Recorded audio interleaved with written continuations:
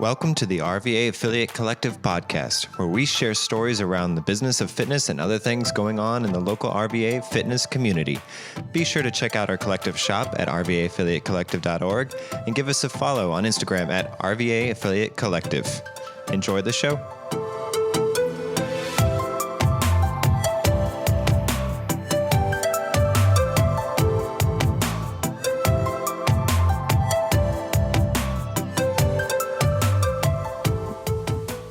Hi there. Hi. Welcome to the Collective Podcast. Thank you. I'm here with Mandi of Shockoe Bottom CrossFit and also of Triib Inc. Triib, yep. For those who don't know, who are you and what do you do? Sure. So like you said, I'm Mandi. I am co-owner, I guess you would say, of Shockoe Bottom CrossFit and also a account manager for Triib. Is that Ryan? Who just walked in? Yeah. The elite athlete Ryan just walked in. Whoop. Watch out. Uh-oh. But so yes, help Ryan do member management, all of kind of member relations, anything outside of programming. I do coach some, obviously not right now. Yeah. For the gym as well. But then also for Triib, as an account manager, my goal is to make sure that any gym that is on our platform is comfortable with the way the platform is working for their business, also to understand their business model and how we can utilize the software to make them more successful. It's amazing how much lack of business knowledge a lot of gym owners have, and I've learned that a lot through my time with Triib. And so that's what I do full-time. And then the gym is probably something I do full-time as well. It's just unscheduled, random evening, weekend, late hours. Yeah. What's it like, I guess, seeing the gym almost on both sides, right? So you manage software that some gyms use, but then you also have your own gym. I'm sure that creates an interesting dynamic when you're working with other gym owners, because not only can you relate on some levels, but you could also like peek into how they run their gyms, right? Yeah. It's been probably the biggest blessing. When Ryan bought Shockoe in July of 2017, they had Triib. We were coming from a gym that I'm so grateful for, just because of the community aspect that I learned from it and everything. But buying Shockoe, we weren't members of Shockoe, and came in.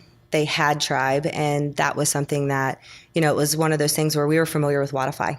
And we thought, we were going to go with Wodify. But then once the gym became Ryan's and I had the opportunity to really get into the platform and start to understand and see how Triib ran, how the previous owners of Shockoe used the platform, it gave me an insight to really see, like, is this something we want to keep or not? And Ryan came to me at one point and he's like, so, what's the verdict? Ryan hates computers. Like, entering program is the furthest he wants to go. He signs members up and, can help do things on the platform, but it's not something he spends a lot of his time doing. So it really was, I took Triib before I was even a part of the company and learned it. And at that point, I was like, I like it. There's some things that I really wish that they offered in regards to training that they didn't have, just because they were a really small company. I think I was the 6th employee that was hired for them, and the only girl when I was hired, which was interesting. It was an interesting dynamic. I came from background of the dental field, and I'd been in the dental field for 8 years. And so taking what from schooling and my previous job and putting that into kind of now this business ownership of, that we had here, and realizing that Triib, what they were missing was the customer service piece, the training aspect that's really important. And so Ryan's like, the verdict. And I was like, I like it. I think that there's things that they can do different. And he's like, well, how do you think that you can change that? And I was like, well, I'm going to try and work for him. And so that's kind of where that relationship began, which was really cool. I put a job alert on Indeed and waited for something to pop up. And about 6 months after we had bought the gym, that did. It popped up, and I reached out and was like, this isn't my normal support ticket to you. This is, I just want to express to you as a new owner and a new user of your product, kind of what my experience was, and how I think you do X, Y, and Z really, really well, and where I think that the product could be better. And had a few phone interviews. They're a company that's based in Boston. So I had a few phone interviews. And next thing I knew, in May of 2018, I was now working customer support, which then grew into account management. So utilizing and seeing how other businesses run has really allowed me to, one, help because of that experience that I've had, just from what we've tried and succeeded at or tried and failed at here, but then also use that information to get, ideas for what we can do for Shockoe to be better. So that's interesting. So you noticed there was an issue with a product you had that you were paying for, and instead of looking for another one or complaining or whatever, you just said, well, I'll just go work for them and change it. I'm not necessarily that I could change it, but I think that I could be what I realized more so that the product, there were things that I didn't like about the product. It was just that there was a lack of training on. So Triib was built by one person, right? Initially, one man built this, and he's an engineer. And so his mind probably as an engineer works different than ours. Right? There's some things that he will say that I think the same way. And then there's things that he will say, and I never would have thought of it that way. So when he designed a product that gym owners need, there could be a feature. I expect it to work one way, but because his mind is different, it's designed to work a different way. And what I found is not that the product didn't work. There wasn't anything to tell me the intention of it. And if I didn't know the intention, I can't use it to benefit me the best that it can. And so that's when I kind of dedicated myself to understanding how the product worked. And I started learning how his mind worked versus how I thought it should work, and implementing that, because the way the previous owners use the software, I realized they were using it just in the way they thought it worked. And so I found when I changed the process of like the creation of memberships or how we used attendance packs or how they entered programming, we realized that the product worked great. It's just there was no one there to teach you that. Yeah. And so there were some help center articles that were written at that point, but there weren't a ton. We had one 30-minute call with someone when taking over ownership to kind of show us the platform. And then it was us our own. So that was previously, and now Triib is 15 or 17 employees and has grown significantly just between training. And then that's where my role comes in showing gyms what they're trying to do and how to best set that up on the platform to get the outcome that they're looking for. It's, if they think something's wrong on the platform, I would be certain to say 90% of the time they've set it up and it's user error. Sure. What they've told the computer in a setting is not what they're implying in the setup of the product of what they're trying to create. Right. And then the outcome ends up being there's an issue. And so it's just educating them on how to use that. Yeah, it's one thing to engineer something that works really well, and another thing to engineer it to where not only does it work really well, but everyone else can easily understand it and use it. And in my full-time job, we do a lot of talk about the customer journey and understanding how they want to use the tool and trying to build a tool around that versus building a tool around features and realizing maybe it's not usable. Right. And there's this whole like industry or I would say job title dedicated to just user design, user experience, how they're interacting with the product, and it's always funny to hear those conversations between the engineers and like the front end developers of like, well, why on earth would they ever want to click on it that way? And it's like, because that is how you would do it. If you're in their shoes, and it's like, well, I would never do it. It's like, there's this whole disconnect, And I think that's been the huge benefit to Triib growing as a company, one, but also being able to put in multiple people's opinion now in Michael's design. We just launched appointments, and that was really exciting. in the design of it, we had the ability to give him feedback onto what we would expect or want to see. And the launch has been really successful, which is cool. Obviously, like anything, when you launch something new, there's small things that have to be fixed or changed. But overall, it's been a really good launch. And I think that's power in the people, right? Yeah. Of the more people you have being able to help you, the better you're gonna serve. And they're out of Boston, right? They are. I love The Boston. CrossFit Mecca. Oh Yeah. my goodness. I'm wearing CF&E sweats I was gonna right say, now. I saw that when you got out your car. Yeah. For those that don't know, once a year you have to make the journey to Boston and do that whole pilgrimage that is CrossFit up there. I mean, you got CrossFit Reebok 1, you got the Reebok headquarters there now. You got Triib, you got Whoop, you got oh my goodness, It's so CF&E. amazing. You've No got, Bull is there. Yeah, No Bull is there. You got Tilt. You got Fuel for Fire, which actually operates out of the same building as CF&E. It's crazy how CrossFit obviously started in Santa Cruz, California, and everyone talked about California being the home of CrossFit, but now I would say that the Northeast Corridor is there. Huge. Yeah, they've Yes. really established themselves there. What was it like, I guess,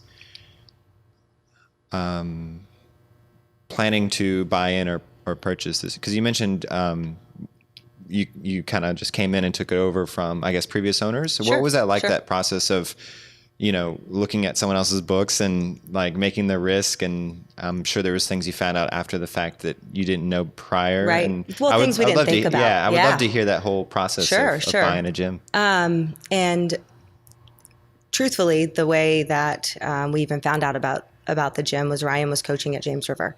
I started CrossFit at CrossFit Midlow. I love that community and the gym itself. A lot of gym owners have come from Midlow. From That's Midlow. crazy. Yeah. So, those are some harder times in my life, darker days, would be a whole different podcast in that journey. But I started CrossFit I started, I guess, my health journey at almost 200 pounds. So 60-pound weight loss, gained some of that back muscle, and then also change of life, things Sure. like that. But that's how I was brought into the CrossFit world. From the change of Midlow, being a member at Midlow, life changes.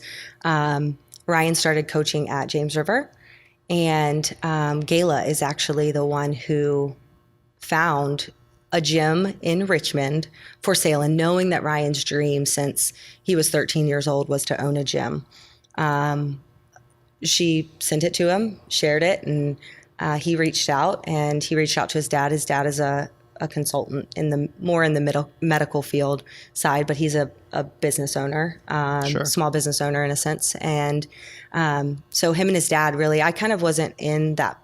I was in the process once it officially happened, but it was just something that I didn't want to be any type of, I don't want to say influence, but this is Ryan's dream. Owning a gym or being a part and managing a gym was never in my realm of dreams, or did I think I would ever be here. Am I grateful? Absolutely 100%. Like, I think God takes you where he wants you. It's his purpose, his plan in my eyes. And so the things that have happened, I am thankful for. But with that being said, Ryan and his dad came down here and toured the facility. It was very discreet. We didn't even know the name of the gym coming down here. Obviously, when you get the address, you learn Right. what, Yeah. where the, what gym it is. But Ryan could not talk to any of the members because the members had no clue that the gym was for sale. Right.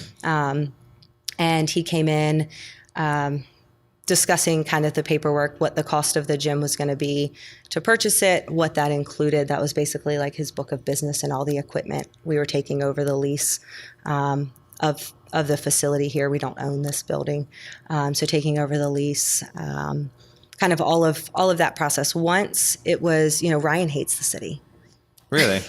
He doesn't now. Like this is where our second family is. He doesn't hate it now, yeah. But it's something that I think again, I just think there's reason behind everything. There's purpose behind everything, and he had spent quite a bit of time down here months prior, so he had gotten used to parallel parking, and and stuff like that. So once he came down here, if he hadn't had that experience, I don't know that he would have been as open-minded about it. But once the purchase was finalized, the previous owners had announced in the Facebook page that, the gym would be changing ownership as of July 1, and very awesome, kind of welcome to Ryan into the community and everything.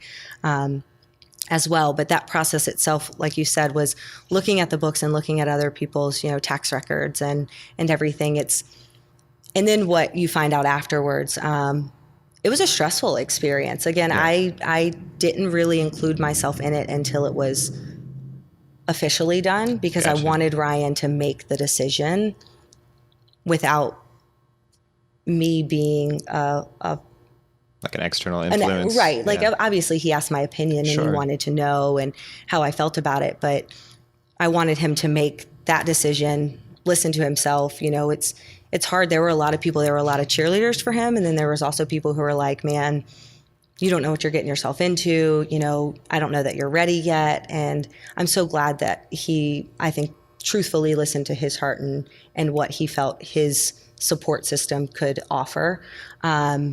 So once he officially, the gym was purchased, that was something that diving into that I became a part of. And it used to be co-owned. Shockoe Bottom CrossFit was co-owned, and it was only owned by one owner when Ryan purchased it. And from that point, the previous co-owner, if I haven't lost you there. No, so there was two. There was two, then there was one. Then there's one. The one who was no longer a part of the business. During the purchase. Correct. Was one who sat down with me on a Sunday and kind of walked me through members and member by member and things like that, of knowing, who's a member who hasn't showed up in a while, and, potentially reaching out and, explaining that there's new ownership and stuff like that. So he was a huge, huge help. He still will come and work out here. We love having him in the community. Oh, that's and awesome. Stuff.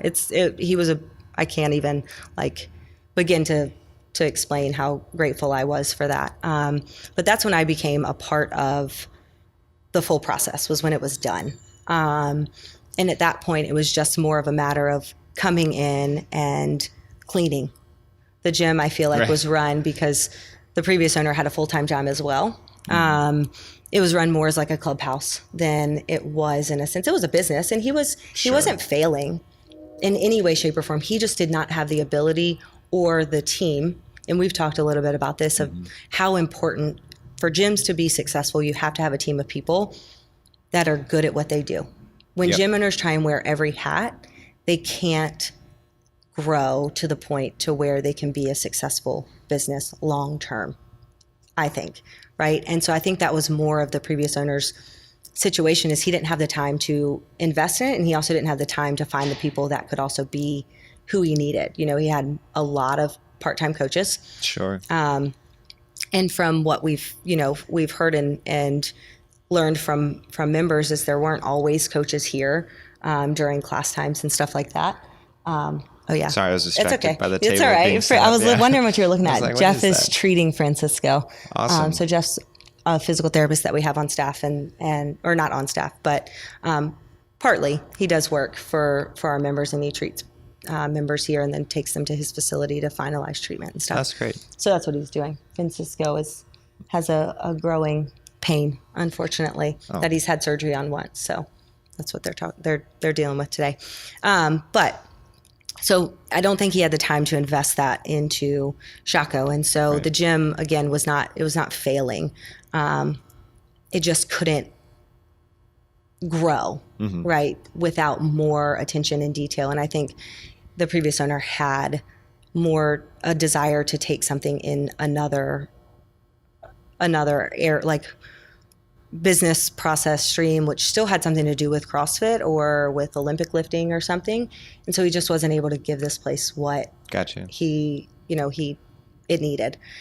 So when we came in, there was a whole lot of cleaning that happened, hanging a shower door and trying to give to the community without changing anything in the beginning, except for we didn't change anything financially. Sure.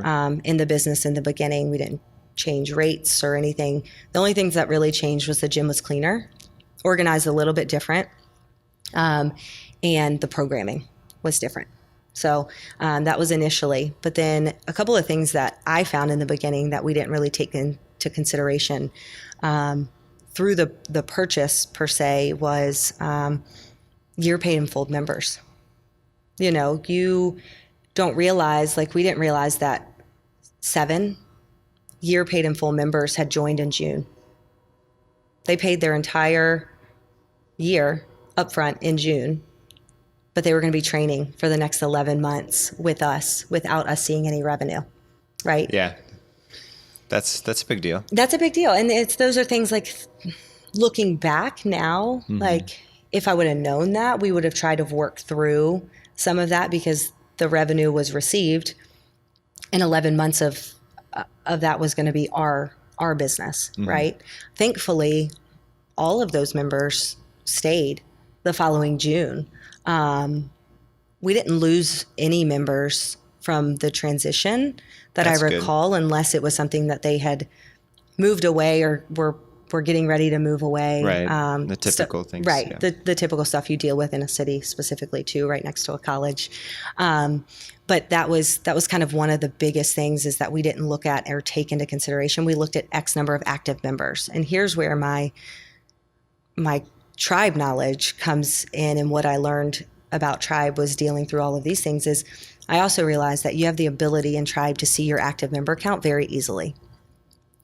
That active member count could be very much skewed based on how things are set up. Gotcha. And what I mean by that is we were looking at, and granted, active member versus like revenue, they're two totally different things. And active member can say one thing, but if your revenue is low, it's getting chilly in here since you made me turn the heat off. Are you feeling that? Oh, no, yeah. Yeah. I'm cold too. I'm like rubbing my hands.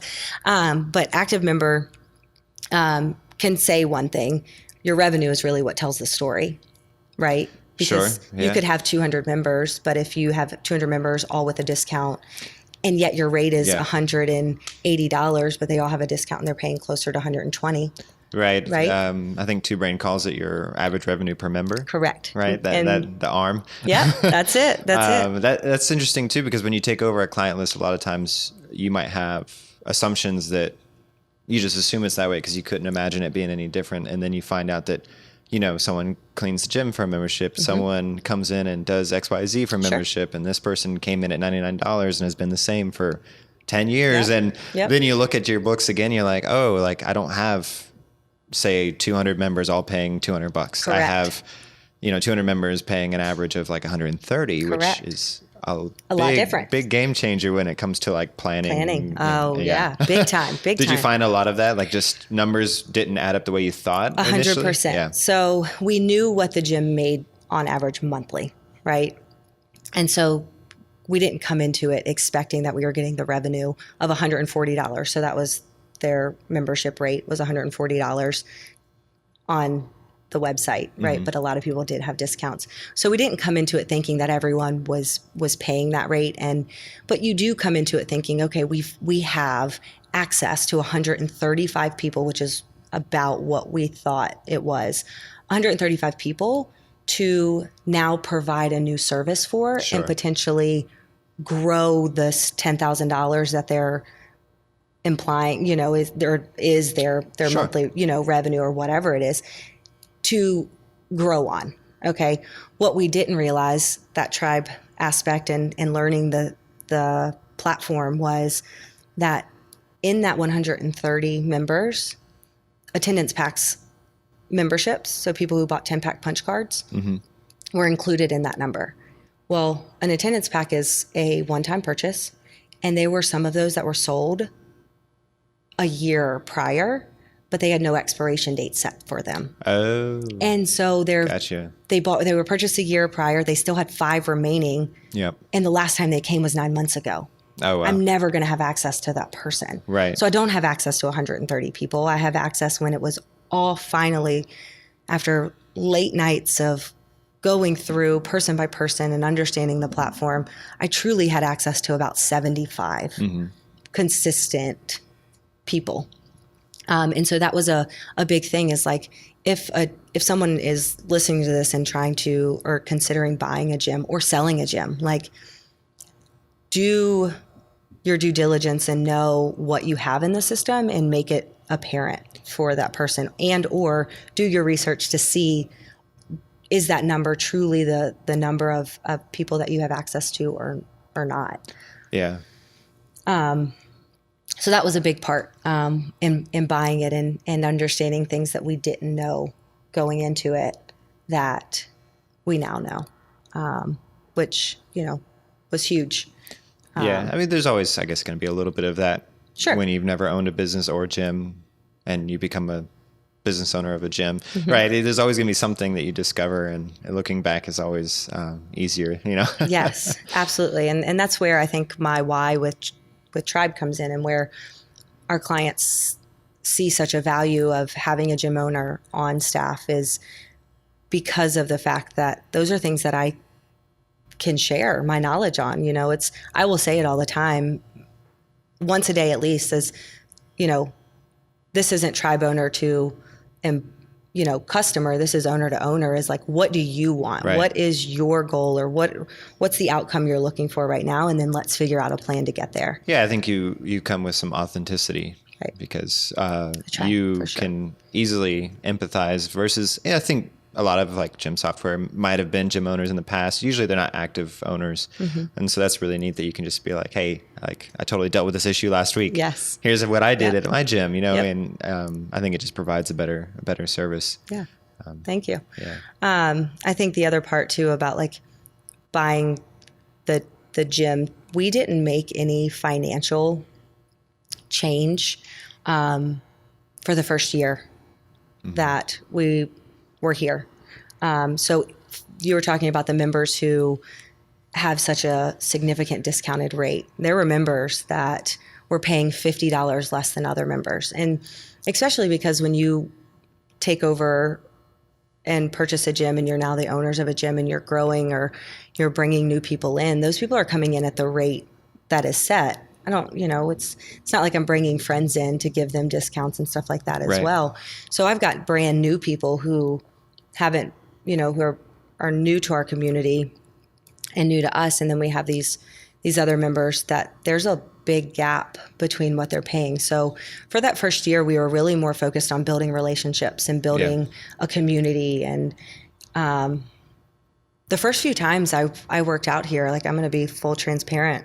I told Ryan, I'm like, I would leave, and I was so used to the community that we had at Midlow, right? Or that even I felt, and I didn't work out at James River a ton.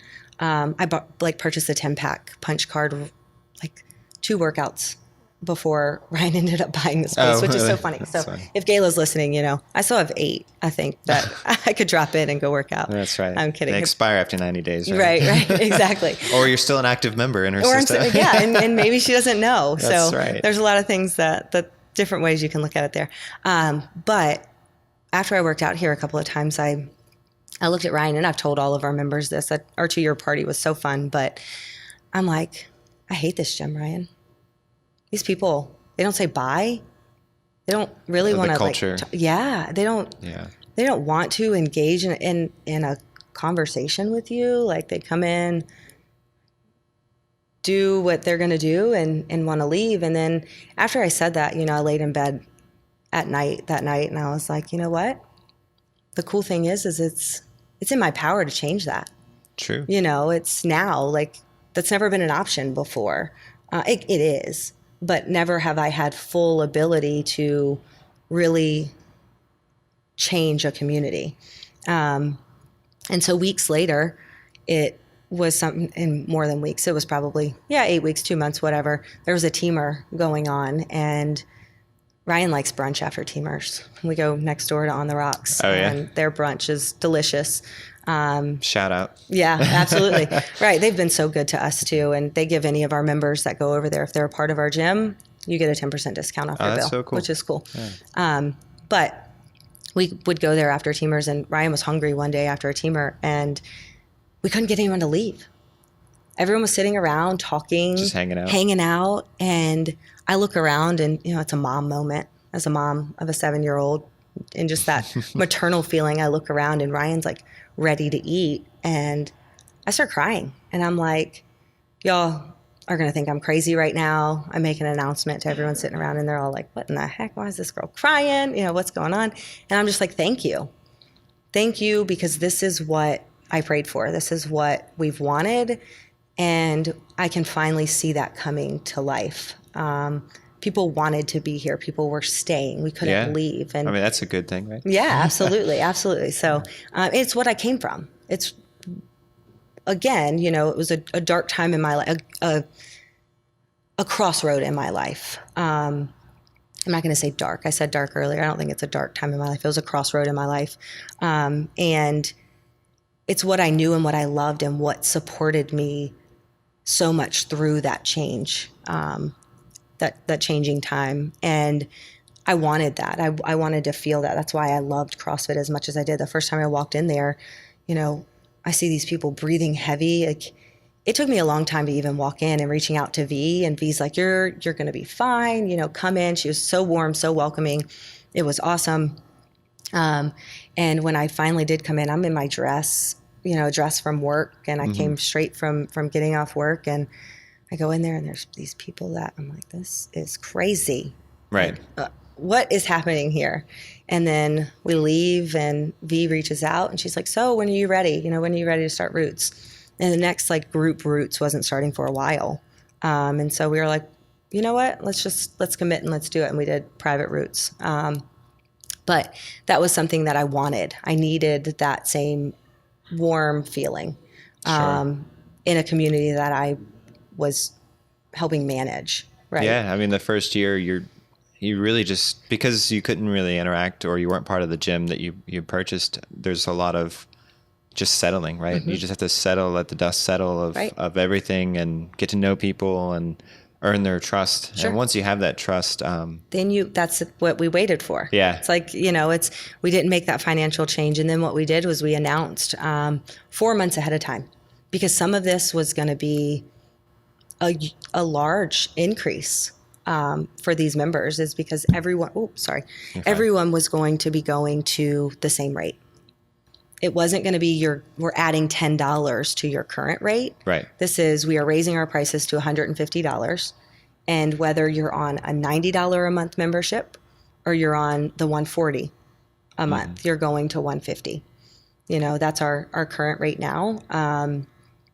And it's something that for unlimited, and it's something that with giving them that notice, telling them in September that it was going to be implemented on February 1st, people had time to be able to plan for it, discuss, whatever the case may be.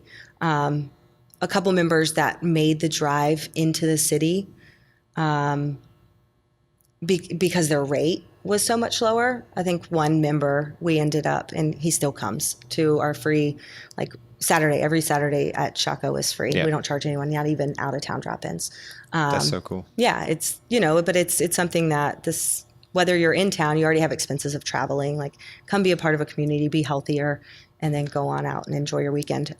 But I think for that specific member, it was a matter of he was paying such a low rate that the drive that he was making, right, and his job had changed at kind of the same time. His job had changed. So that member, but other than him and one other who was on a 2-time per week membership who was struggling to get here enough, out of all of our members, having that notice, no one, despite such a huge increase for some of them, no one had issues with it, which was awesome.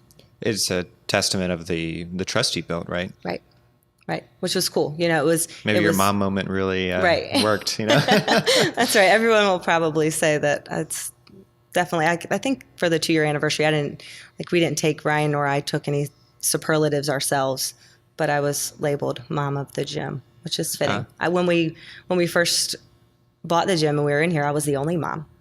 And we now have many moms, several moms and several expecting moms, which is really cool. That's so cool. Yeah. Yeah, you would think in this area that it'd be mostly, college students. You don't think of many people that live right around here near kind of 18th and Broad.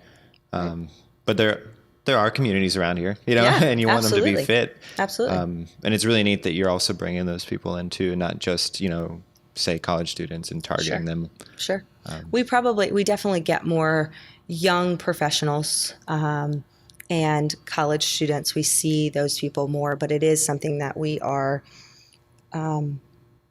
committed to making our way into the communities that have young families, right? I want my son to be able to come in here and have friends to play with. That was another part about Midlow. Granted, in this rectangle of a box of 5,000 square feet with a huge bathroom too, it's like that's right in the middle of the space. I don't have somewhere to put a jungle gym like Midlow does, but we do have somewhere that the kids can play in between workouts or hang out. And so that's something that's important is I want that for my son. I want to be able for him to have build relationships within here too. Yeah. He does it with our members, and our members are amazing and fun, and play with them all the time. But it's something that having families in here is important. Well, it sets the example, right? It shows the example of, hey, mom and dad work out, and I want to do that too. It's important to be healthy. Definitely. Versus like my upbringing was not nearly as healthy. Just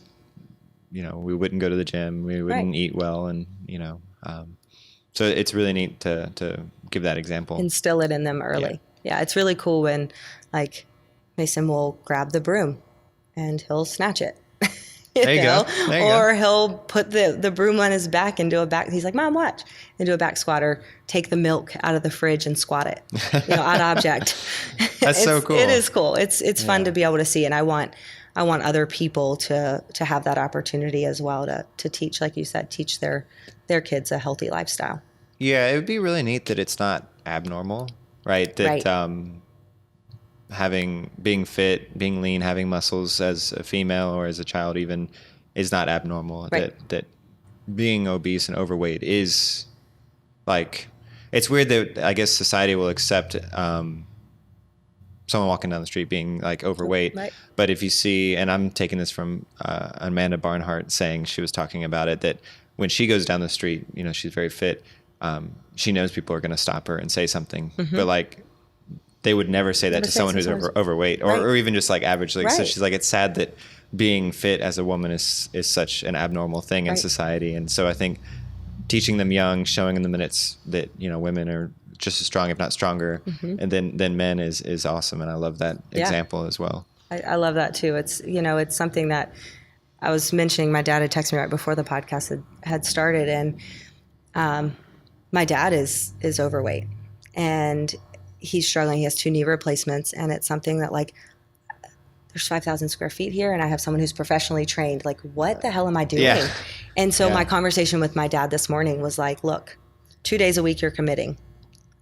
You tell me the time, but you and the day that works best for you, and we'll work it around, as long as it's not during Ryan. He does many individual personal trainings already. So as long as it's not in the times that those people have already booked, we're getting you in here, and you're going to start working out 2 days a week, moving. It's not working out. It's just moving. And I'm like, Dad, just by that, you're going to feel.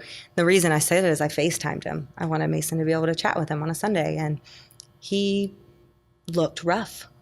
And it kind of hit me in a sense of like, here I am with all of this opportunity and my own dad. Like, if something were to happen to him, I can only imagine like the guilt that I would feel after the fact. And like, I don't want that. I want to help him to be healthy, just like I want to help the stranger. Eric, he walked in our door and wanted to lose weight doing a 6-week challenge back in 2018, and he's lost 100 pounds. If I can help a stranger lose 100 pounds, I can help my dad. Yeah. Do you think, and this might be personal with your father, but do you think it's, obviously like your example with Eric, he walked in and wanted to, it's hard to create the want, if someone, I feel like, and this might be marginalizing people, but I feel like if someone truly wants, say, to lose weight, they're going to find a way. Sure. And I only speak from my experience of being very much overweight, obese, and finding a way, not the best way to lose weight, but I found a way. Right. And he has all this at his disposal. He has, I would say experts in the field, essentially, and a community of people who would support him they wouldn't make fun of them. It wouldn't Nope. be an awkward Globo Gym moment, right? It would be that embrace that, say, you felt coming into CrossFit your first time. And is it hard to get him to have that desire? Or? I don't think that, well, I think that it depends on the person. My stories like yours, like I found myself to a point where I was very unhappy. I love fashion and I love shopping and things like that. And I found that I didn't have a joy for that anymore because of where I was with my own body image. Like people tell me they never would have imagined that I was self-conscious, but I was, Who isn't these days? Right, exactly, exactly. Yeah. Still to this day, like there are things that I'm insecure about, but that's me. And I work towards tackling those daily. But for like someone like my dad, I think that's where I want people to understand is that's where CrossFit is different, and not necessarily CrossFit, but gyms in general, that focus on personal training, strength and conditioning, the methodology behind. So many people have the stigma that they can't do CrossFit. Right. And so it's understanding that signing up for a membership at Planet Fitness or American Family Fitness, unless you're going to take their group classes or unless you are trained in the field of what you should be doing, right, to benefit you, you're going to go there, you're going to walk around, not know what you're doing, lift a little bit of weight, wonder again what you should do, and then you're going to leave and not feel accomplished, and then you feel defeated. Yeah. And so I don't think for my dad, it's not that he doesn't want to, because he does those things. I don't think he has the knowledge or it's just not his expertise, Right. And so he doesn't know how to. And so it's a matter of where there's a will, there's a way. Everyone can walk, which then can lead to a jog, which then can lead to a run, which can lead to being healthier. But there's other aspects of that are important. And that's what I think I wish more people would understand about the gyms in our community is there are people here and everywhere else. I mean, there's 2 within a mile from us. Like anywhere you go, you can find a facility that's dedicated to your health and having a program that's going to work for you. So I wouldn't say that it's, in some people, I think, yes, it does come down to they're not unhappy enough yet to want to. Yeah. Right. And I think that that's where, when I finally decided I want to be able to chase my son on the soccer field, and not get out of breath or be embarrassed, is when I was motivated enough to make that change. But other people have to get there too. It's just also an understanding of, are they not there because they just don't know what to do? Yeah. And I think there is, in some generations, obviously there's a knowledge gap, especially when you're talking like maybe the boomer generation, Right. because you have the low fat, diets, you had all that stuff that, Sure. They were taught growing up that is completely different than what we're learning now. Right. And CrossFit in itself is only maybe 20 years old. Right. So it's still relatively new for someone maybe who's been around 60, 70 years and trying to convince them that this is going to be different than all the things maybe they've tried. Right. I think there's some of that too, right? So maybe it's not the will, it's just like, well, I've tried X, Y, Z, didn't work. Why is this one more thing? And then you turn on the TV and you see like, the Peloton bikes and the mirrors, and there's always, it feels gimmicky in the fitness space because someone's always trying to like, hawk a product of some sort. And maybe that bike or that mirror works for one person. That's great. Right. But there's a huge difference in getting a personal training like touch or personal training, if you can, in these small group classes and these community classes where your friends and family are. You're more likely to come back and keep doing it just because you enjoy being around people versus you enjoy working out. That's more like a side effect, I think. 100%. I say that all the time. Like, and I even had a member, my member Hannah. She hasn't been with us that long, but she came and she's like, and we have another girl who was nervous about joining, and Hannah's like, I come here because I want to see my friends, and working out is just the positive of of what comes from that. She's like, I come here to hang out too. And that's what she feels it's like like when an she's excuse to get together versus like, oh, let's hit the my and have drinks. Right. Just to see your friends. Well, exactly. You could hit the gym and sweat. My 5:15 class right now, if my heart couldn't be more full with the group of people in the community of that class in itself and in general, right? And obviously it branches out to all of the people or all of the members, but the 5:15 class, it's like, if you guys don't start RSVPing and you show up here and my class is too full, I'm going to have to figure out something for you, because it is getting to the point to where that is when a huge group of people that are enjoying each other's company are coming, and yet I'm seeing it and I'm like, insurance, like it cannot be, you have to be safe and you have to be smart, but there's a member or customer experience thing too with that, right? So the newer person that comes to 5, they come in. It's intimidating. It's intimidating, but then it's also quick to feel lost in the crowd. Right. Because, 1 coach to 12 is a lot different than 1 to 20. 100%. 1 to 20 is more like just, herding cats almost. Yes. Like it's just running the clock and running the class. When you have like 12 people, you actually give that personal touch, and you want to keep it balanced, right? There's always some classes that will overflow a little bit from time to time. Are you looking at ways to incentivize other time slots or bring people into other classes instead of onboarding them into maybe that one? Sure. When we went through the whole process of a 6-week challenge, never again will I do that. Tell me about that. Oh my first. gosh. Yeah. Just the grays in my hair from that. I have my opinions. So gosh. For those that don't know, these 6-week challenges are the typical, we'll give you X amount of revenue of new memberships. Everyone's going to sign up kind of things that you see online. I can't remember. I think it's Gym Launch is one of them. There's a lot out there, and they work for some people. Some people love them. I think it's harder on the business owners necessarily than it is the members, but I have like my own thoughts about the culture. Right. Yeah. 100%. So go ahead. What's your experience with it? So, it's just something that in the beginning and we've had it was, I don't want to say it wasn't successful. There was a lot of learning opportunity, which made it successful. Financially, there was also, success in it too, but it wasn't, and it's not who we are or what we want to present ourselves as. It's not, it was none of those things. But the 6-week challenge itself, that's where we got our member Eric. He came in and he was dedicated and he joined after the 6-week challenge, and that's great. And he ended up losing over 100 pounds and is still crushing it. He drives from Midlothian, Whole Street.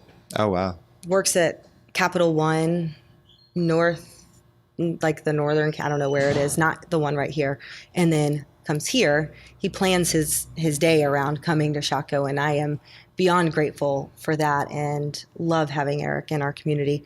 But that's one success story, right, of it. The 6-week challenge itself there's successful ways to do it. It just, like you said, it puts a lot of stress on the coaches and the owners, because they're the ones who are having to manage the class with having people. So when you talk about timing and have we done anything to incentivize extra, you're fine, hi, extra or incentivize time classes specifically, that's one thing we did do is we held these 6-week challenge classes only during our smaller class hours.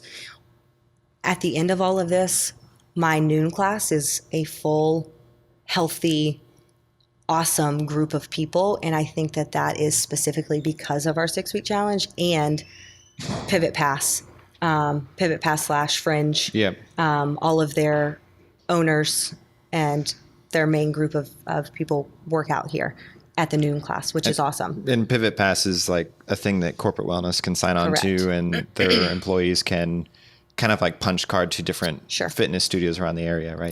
Yep. And so Brig, and then between Brig and his group of people, and that we've become part of our community as well, our noon class has flourished because of that. Our noon class used to be 1 to 2 people.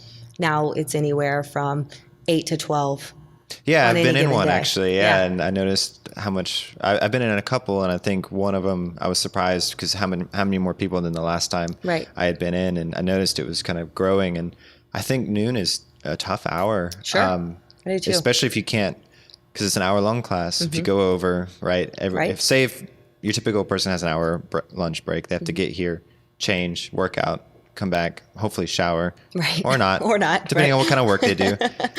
Downtown, I think, is the best market to do a noon class, just because there's people that could work across the street, they could come over, and it's super easy. But I think most gyms actually struggle with noon classes. Right. And apparently, I guess you did too, until you kind of boosted the membership. Yeah, right? thankfully, that's one of the benefits for the 6-week challenge, that it did help members that stayed.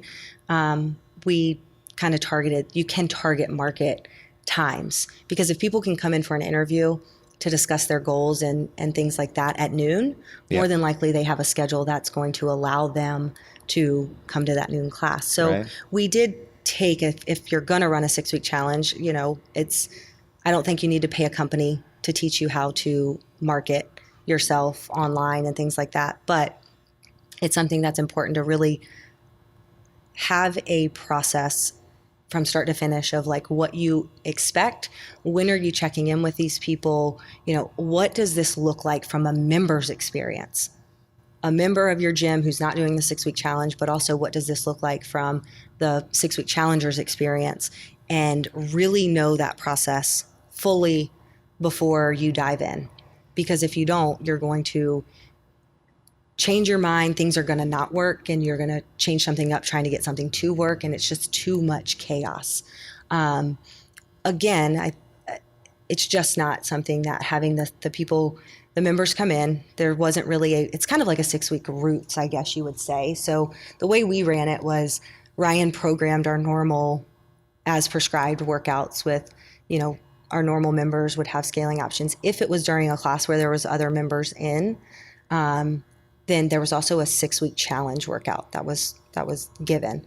So, but it was a lot for that coach. It could be stressful, having so many new members in a class and then trying to manage that class and give your current existing members enough attention while still helping them. It's just a lot. So it's a niche.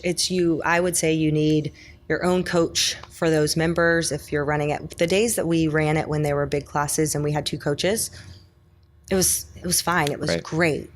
And we retained members from it, but you also don't retain as many because the chaos of it all. And so. Yeah. And my experience with it was, I found that, and I guess in that sense, it was a little bit different because it was like a dedicated slot for just challenge only. Sure. So you didn't have a mix of people on the same floor, but it was after the 6 weeks that those members would float into your regular scheduling. Mm-hmm. We found a culture shock. Right. Just because you would have, say, you had 20 people in your challenge, say 10 sign up, and those 10 go immediately to the same class because they want to be together. So you have 10 brand new people that know each other from 6 weeks, and a class with 5 to 10 other people that have been there for years. Sure. And it was almost like 2 different groups in one class, and it would shock the longtime members more, I think, because they didn't know these people. They saw they're getting a lot more attention from coaching because they're newer. Right. And it there's a fine line, right? It's up to the coach to kind of squash that and figure out a way to make it work. Sure. But it can also be very traumatic, I think, to your membership base. And then you might find long-term members start leaving. Right. Because they don't feel like it's their gym anymore. Like all these people just showed up one day, and it's a lot. I can't say our members didn't feel that. I think our members know that like communication is key for me. If there's something you need, by all means, like come to me, even if it's going to hurt my feelings. Like I can take it. I can't fix it if I don't know it. Yeah. Right. And that's what I explain to everyone who joins our gym is like, communicate with me. If you're struggling 1 month with money, cool. Yeah. Come to me and communicate. I can guarantee we can figure out a plan. Right. It's like, there's nothing we can't conquer if we don't communicate. or as long as we communicate. So I think that that's probably the reason you mentioned like having the 6-week challengers at their own time. That was the reason we decided not to do its own class. We just targeted smaller classes because then they already were mingled in. And once the 6-week challenge was done, it ultimately ended up, it was no different. Now they were just on EFT versus, just a one-time. It wasn't for just a shock, right? Correct. Yeah. Correct. So that was something that I would say too, is like that made it helped us target those classes back to the original topic. We always go down rabbit holes and things. That's cool. We always come back. Yeah, we do. Back to that, like targeting class times, smaller class times. That was something that worked in that regard. Yeah. It's just, you have to have the stamina to keep it up for it to continue to be successful. And if you don't have like check-ins and things established for your current membership, throwing a bunch of members on top of a system that's maybe not set up to take that many people at a time is probably not going to help out either, right? And you're going to pull your hair out trying to focus on all this influx of new people. And I think there's also a ratio that's good for a gym to grow, and then there's like a percentage growth that maybe isn't, right? Obviously, open your doors, you bring in 40 people, that's awesome. Right. But say now, I don't think many gym owners are in a position to take 40 people in. Like 40 people came to your door. Month over month. Came to your door right now and just say, we want to sign up 40 people. Right. Like, do you have all the automation in place to make that work? And you have coaches on staff to schedule, and you got your onboarding process. Is all that like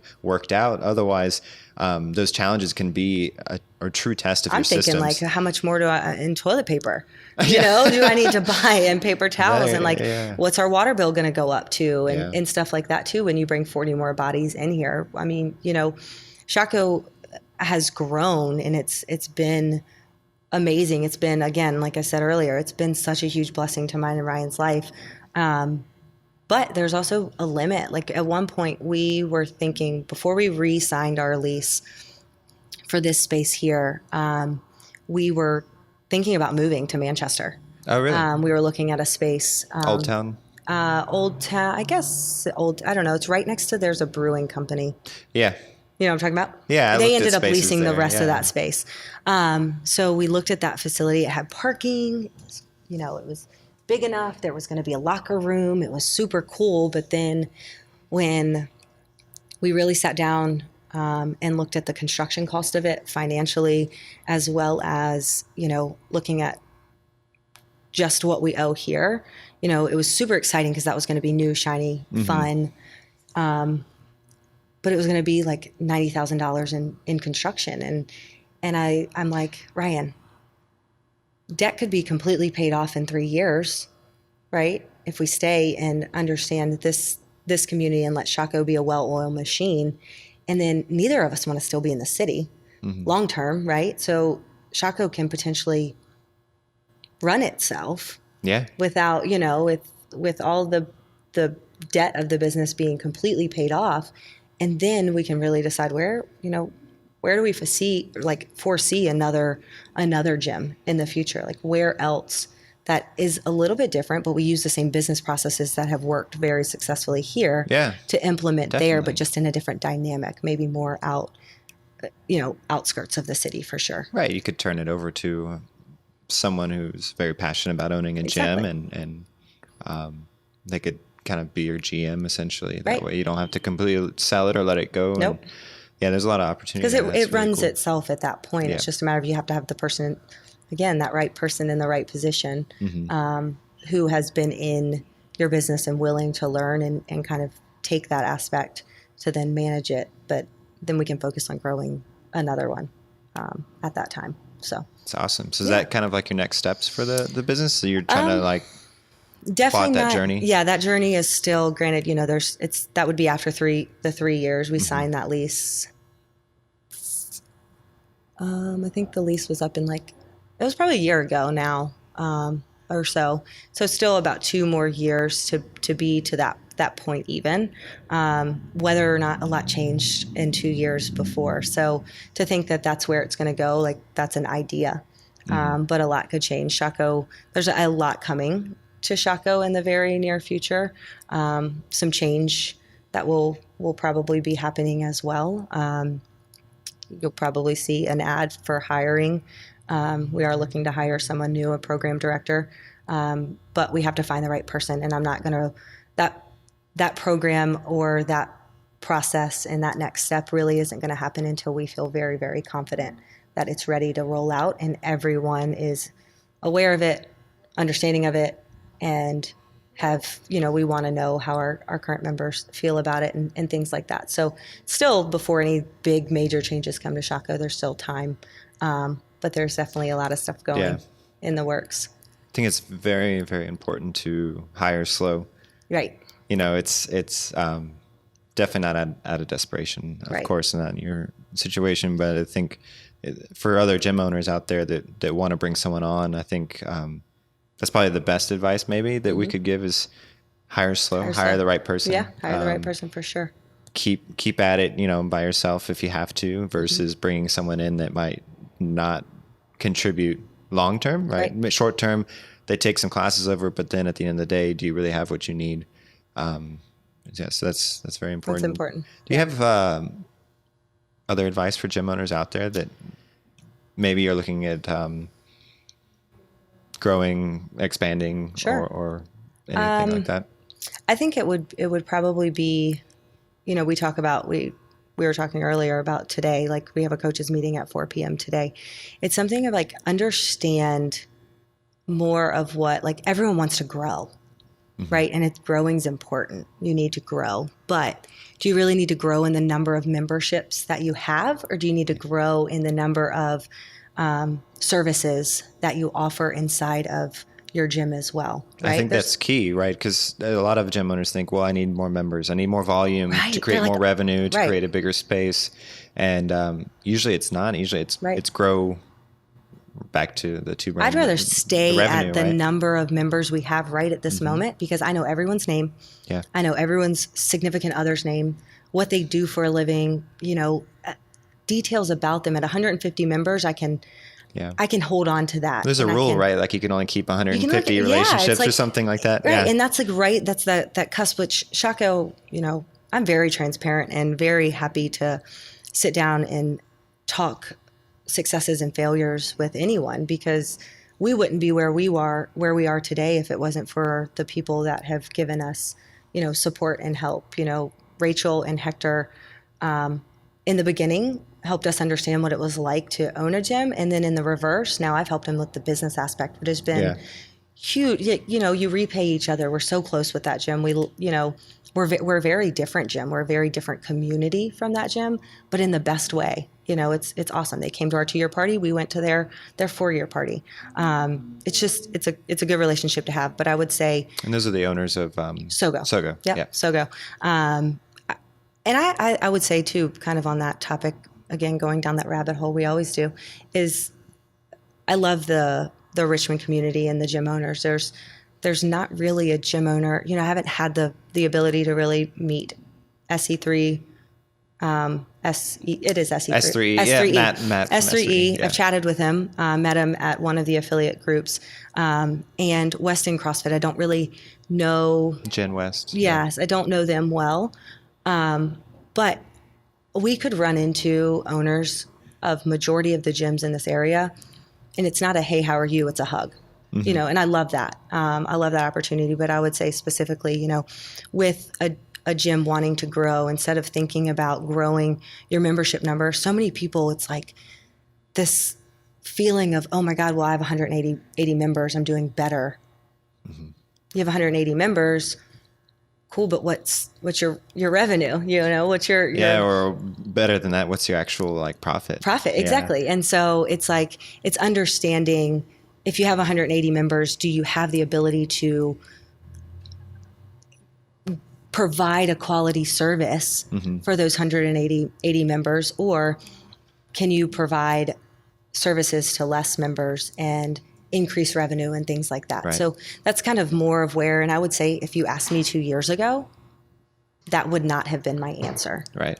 You would think more members. And it's like, we're bigger, this looks awesome, whatever. No, anything I do, from the knowledge that I've gained from, thankfully, Triib and other gym owners in the area, and just podcast and, even my discussions with you, it's been something where I'm like, no, a well strategized plan with a successful rollout and implementation with the right people in the right positions, all of that is key, I feel like, to success versus just trying to haphazard. Yeah. Just cram as many people in here. And at 5:15, I feel like, shit, I'm not doing what I'm saying, because there's so many people in that class. But it is something that is really important to us.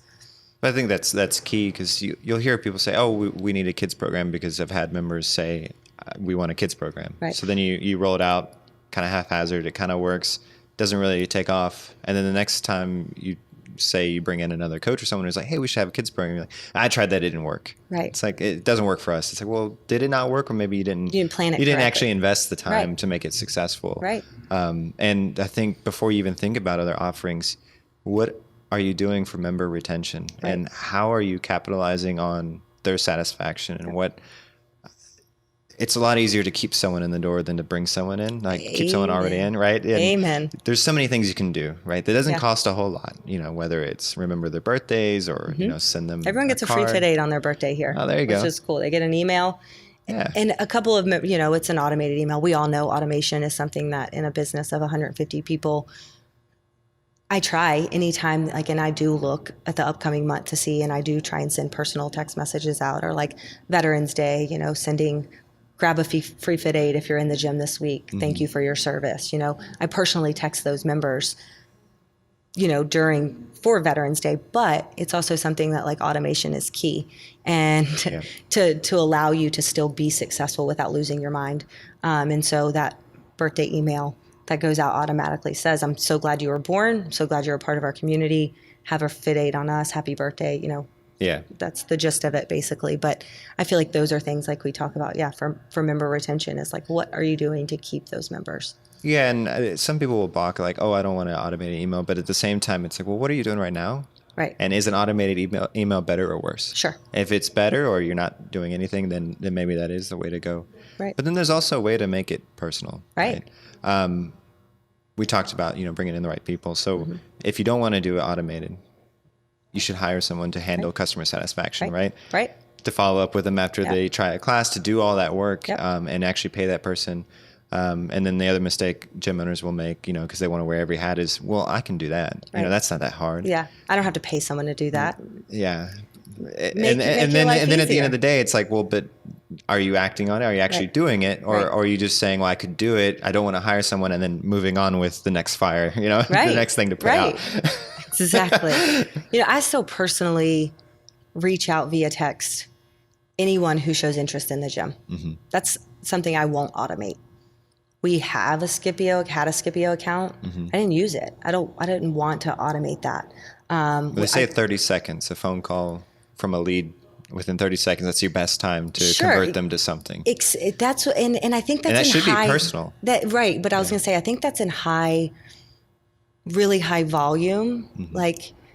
We'll have people interested in coming to check 5 people in the week. And I will say, as long as I'm on my A game, right, of reaching out to them and getting them in the door, there's been times where we probably didn't get a member because of it's something that I'm not ready to let go of yet, right?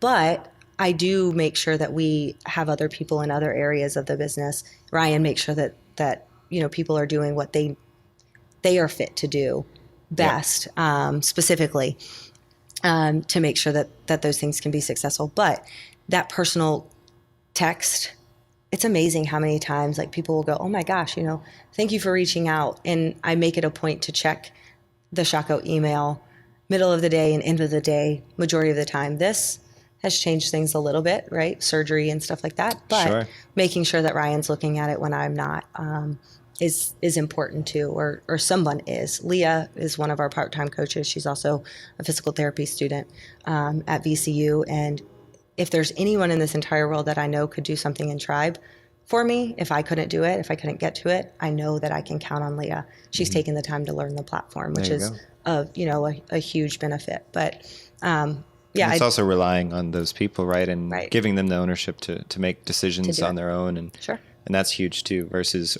well, I don't want to automate it. So I want the personal touch. I want to do it myself. But are you still creating some redundancy? Sure. So whether it's another person, or maybe you set up some sort of like catch-all, like if it takes more than 24 hours for this person to get a response, then they get an automated response. That way, the ones you miss, you still don't miss. You still don't miss. And in some way, shape, or form. So there's always cool combinations you can do. There's never one answer fits all.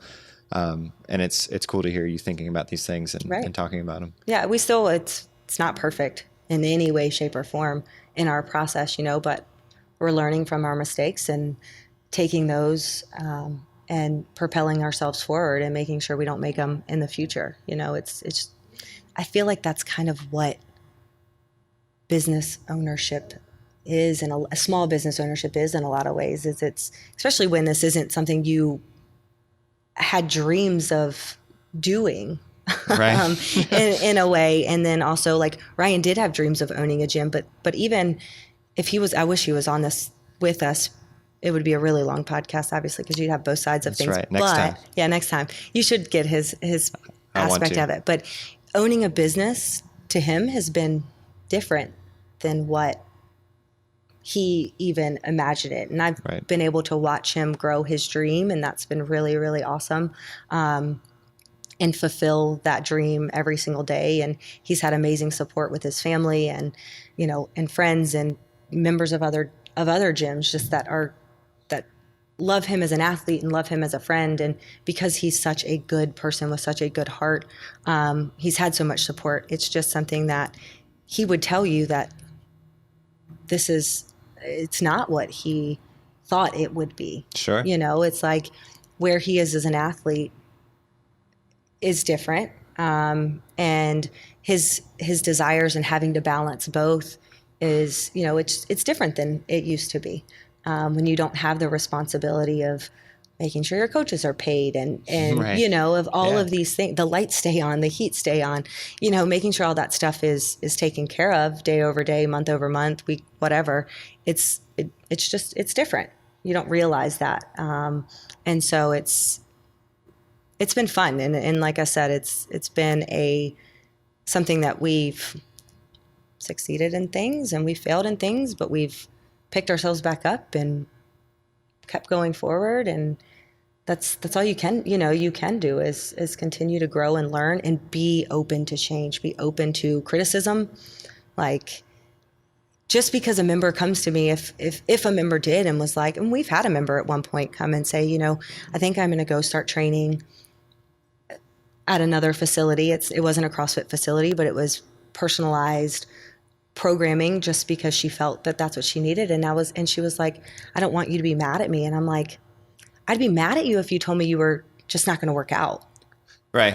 But I'm not going to be. You stayed and weren't happy. Right. Or you stayed and were unhappy and you, affected my members' experience. Sure. Like, everyone goes through those things, but I would say as a gym owner, is if you can't take that type of criticism, or if you think that your members are just happy, right, all the time, or that you don't need to change, or that it's your way or the highway, and you don't take in those considerations, then you're gonna allow yourself some hurt in the end. So accept it. I don't expect to make everyone happy, and I don't expect to be the gym that everyone needs.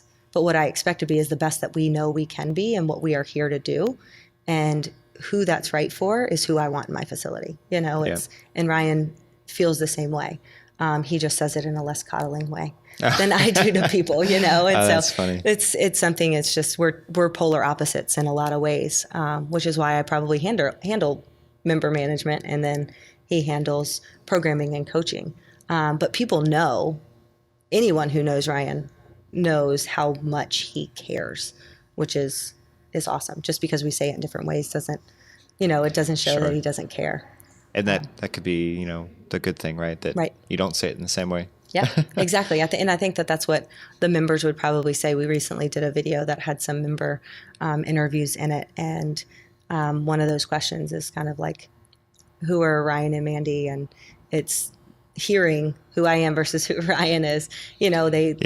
We're different. We're very different. Sure. And their views on us are different. But I think that's kind of like, I feel like the gist of this conversation, a lot of ways, is like, we're doing what we're good at, and then not, and discuss everything in between to make sure that the decisions are made on an even field. But it's a matter of we're doing what we are good at.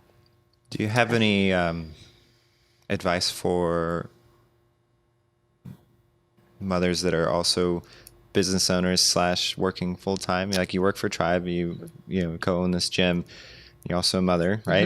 Do you have, and it can even be general, right? Sure. Just obviously there's always that dynamic there. Right. Something's going to come before the other, right? Right. 100%. Yeah. 100%. What do you have to say to like maybe mothers out there that maybe are balancing they want a busy schedule? Busy schedule, or maybe they want to try to tackle being a business owner, but they feel like maybe because they're a mother, they can, or it would be too much of a sacrifice. I don't know. Right. You're the mother. You speak. Yeah, absolutely. I think that probably the most important thing is what matters to you, like what is valuable, and prioritize that in your day, for your week, for your month, for your year. Like, and that's not good. Like people aren't good at that. And I haven't always been the best at that, but trying to prioritize like what is the most important thing to you.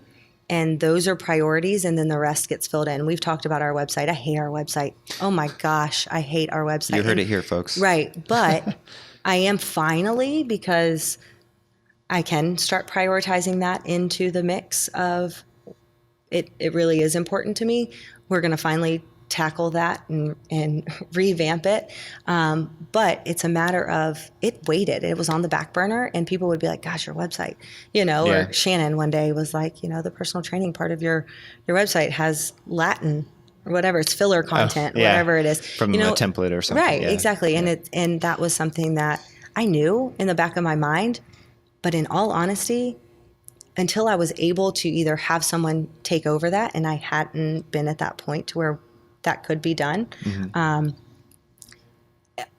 it just didn't get done.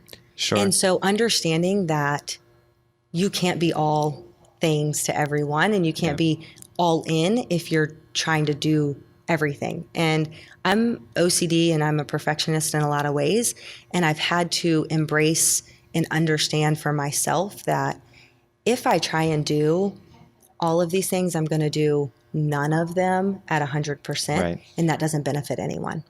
So focus on what's the most important thing for you. And the most important thing for me is that, do my members know if they need me or if they need something, they can reach out? Yes. I don't think there's any member in here. I'd love to know, and Sure. if someone doesn't, maybe they're not going to be the ones who come to me to tell me. But I'm pretty sure that all of them know. They all have my personal cell phone number. It's and I say personal cell phone number because that is the business cell phone number in a sense, right? It's like that's right. That is that piece. But that's why I also don't have a desire to go much bigger than we are in the number of members we have, just increasing the revenue in other ways. And then my son, my time with my son is valuable. We talked about today. He's playing on the iPad. He gets a limited amount of electronic time in a day because of what I think is important for him to do and spend doing activities. But tonight, because I'm taking this time with you, we're going to be full in, all involved. We're going to find something fun to do, build Legos, things that he enjoys, to make sure that I'm making up for those times. So I've already looked at my day and said, okay, I know I'm going to commit this amount of time with Joe. Tonight, it's going to be a family time. Last night, knowing that this morning was going to be this way, last night we played Monopoly Fortnite, like Fortnite Monopoly. And you spend that time. So looking at what it is you're doing, what's really important to you, and also knowing that you can't do it all. And accepting, be gracious with yourself. It's like, understand that, and people understand that too. We don't like to, I hate to ask for help. Yeah. Hate it. Yep. But this has required me to have to understand too. For those that don't see this, my foot. I'm pointing at it. But I broke my foot, and so I've been complete non-weight bearing since surgery last Wednesday. Was limited weight bearing for the month prior to that. Cannot drive.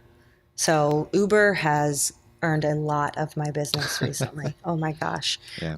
But I would think that that's important. And when, as a mother and as a woman,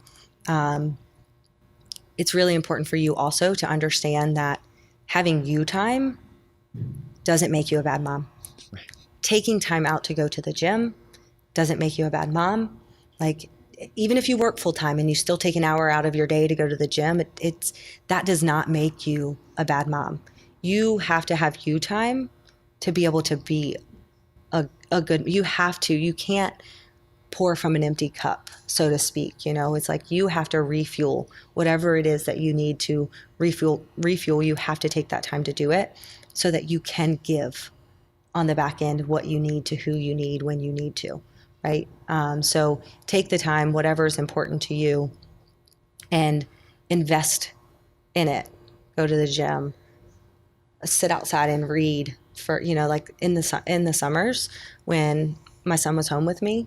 I would make sure that I woke up early enough every single morning so that I could sit outside. Like, this was the first summer working for Triib, and I worked from home, that I had my son. It sounds so weird when I say it, but full time in a sense, where I've always been a working mom. Right. So I never had experienced what it's like to work from home and have my son with me and not in school or in daycare or something. And the summer was the first time. And so I kind of changed my routine a little bit to make sure that I could have me time in the morning. I love to drink coffee. And I love to read or listen to podcasts. And so I would get up early to sit out on the front porch on the rocker, watch all the craziness of, 27th Street in Churchill. Oh, wow. And, and that would be me time, which would set me up to be ready for when my son woke up to tackle his needs. And then he knew my focus for work was through a certain time. And then I'd take a break, and him and I would go to the park, and he'd play for 30 minutes. I didn't have 2 hours to give him when I'm working full time as well. But if I can give him that little bit of time, and he also knows if he needs me, he lets me know. It was a great summer. I spent more time with him in a summer than I ever have, and planned also time away from all of this to spend with him. You gotta, was important. I guess you gotta kind of like compartmentalize a little bit. Say from the hours of 5 p.m. to whatever today is going to be this, and I won't look at the phone, or I won't open up the business email. Like, you have to have those clear, like you said, lines in the sand, or however delineations to prioritize that time. And the 100%. Minute that I'll just check real quick, or I got this alert from work phone, and you start looking at it, it just snowballs real quick. So it does. I've seen that. And I think that too, like mentioning that, I've tried to, Mason being 7 and needing me in his life, to guide him and to teach him. And he can't, some kids, I guess, would cook on a stove. I'm not going to let Mason use a stove at 7 years old. If those types of things. I was pushing mowers at 7, right. Yeah, right. True. But it's a matter of like, who I need to be for Mason is really important. But even in this conversation, it also opens my eyes to realize too, is like, there are so many times where dinner with Ryan consists of business talk. Yeah. Which is cool. But we also prioritize and have to make sure that we are focused on us as well, outside of our time too, is like outside of all of this, is like, that's really important. So I think it's really just things we're not good at it, but making it something that if you're going to commit to it, is commit to understanding that you're going to fail. You're going to be successful. Be gracious with yourself and prioritize the things that are really, really important to you, like family and time with your kids or whatever it is first. Schedule those in first, and then from there, fill in the rest, and it'll grow. When people are sleeping, when my son is sleeping at 11 p.m., right? I'm going to lose some sleep on one of those nights, but that's when I may be up reconciling QuickBooks for Shockoe, right? Or answering emails from Triib or whatever it is. It's like knowing and understanding where you can give and take. Unfortunately, with, having my son 50% with 50-50 custody, his dad's amazing. He's an amazing father, and he's amazing with being able to be available and everything for Mason, but also understanding too that my time with him, when I have it, is when I have it. Yeah. And then the other 50% of the time he's gonna be with his dad, and that's when I'm gonna focus on, putting my head down and drilling through work as well. Other people who, don't have 50-50 custody, they're blessed in more ways than I can say, because they have their kids 100% of the time. But also scheduling that time with your spouse to say, okay, look, I normally take care of all of these things in the evening. I do need time and sharing those responsibilities and understanding that, I think, would be key too. So, yeah. That's powerful. Yeah. So. Did you have anything else you wanted to talk about? Nothing that, unless I think that ultimately it comes down to just, we're a community in our four walls, but we also are a community outside of these four walls. I say it all the time. As a team, as a group of people, I think that we can do a ton. I'm appreciative of everything that you're doing for the Richmond community. Oh, thank you. And affiliates, and it's been something that's really been powerful to me. These podcasts have been great listening to, and I think that the more that we as a community, our goal is making people more healthy. As Definitely. A business, you want to make money, right? And Sure. that's definitely a huge factor in all of this, is you want to be a successful business owner. And I keep using the phrase that there's plenty of sick people to go around. Yep. There really is. There is.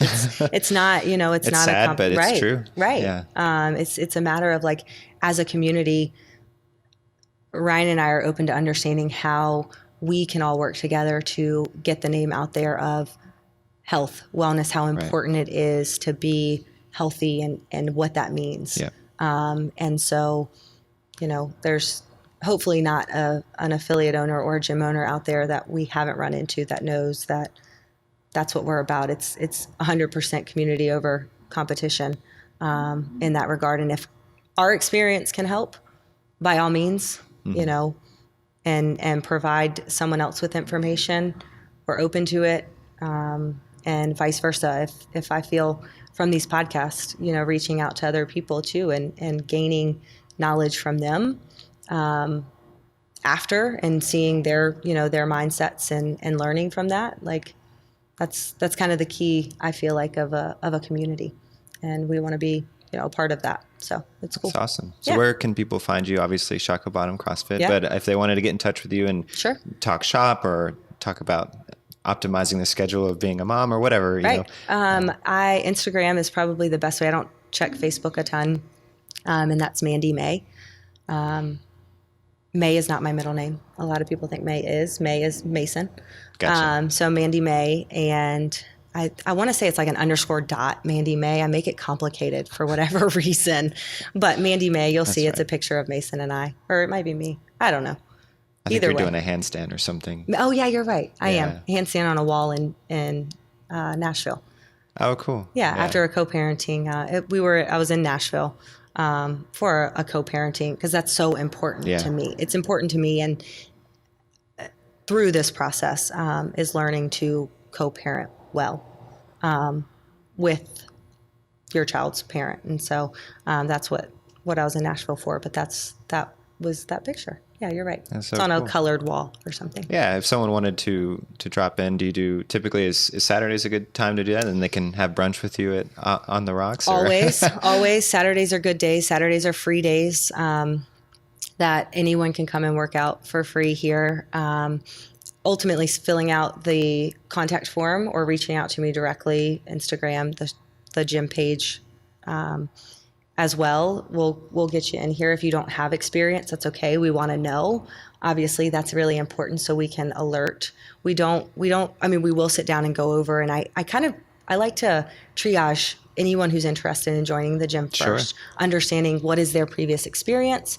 Well, how can you recommend or prescribe something to somebody if you don't know right them? Yeah, exactly. So we have CrossFit. Do you want that? It's like they don't know. They don't know, right? What are your goals? Right. What are your needs in your goals? And once I know your needs and your goals, then I can see if I can add value to your life.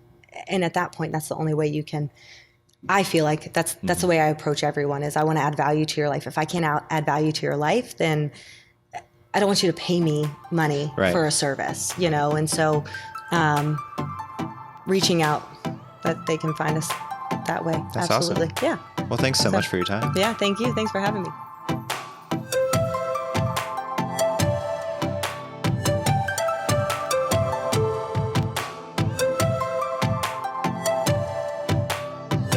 Thanks for tuning in to the RVA Affiliate Collective podcast. This is Joe Ellis. Be sure to follow us on iTunes and give us a subscribe. Also check us out on YouTube under the same name, RVA Affiliate Collective. And don't forget our shop, rvaaffiliatecollective.org. Thank you. Have a good one.